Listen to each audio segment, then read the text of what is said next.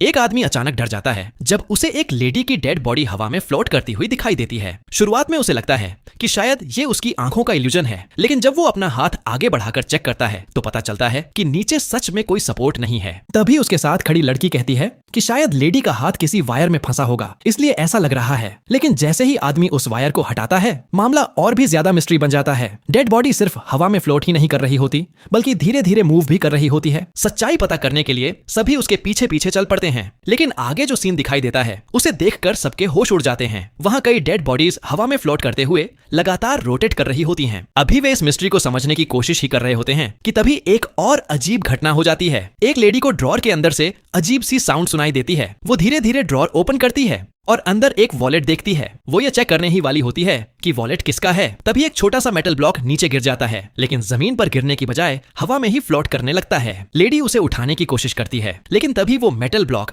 अचानक 8वीं फ्लोर से सीधे पहली फ्लोर के हॉल तक गिर जाता है। ये देखकर वहां मौजूद स्टाफ पूरी तरह शॉक हो जाता है। वे घबराकर सीलिंग की तरफ देखते हैं, लेकिन ऊपर सब कुछ बिल्कुल नॉर्मल होता है। आखिर में फायर फाइटर्स को बुलाया जाता है। इन्वेस्टिगेशन के बाद पता चलता है कि इस पूरी घटना के पीछे उसी मेटल ब्लॉक का हाथ था। फिर किसी बड़े एक्सीडेंट को रोकने के लिए फायर फाइटर्स हाईटेक इक्विपमेंट की मदद से उसे सुरक्षित तरीके से हटा देते हैं।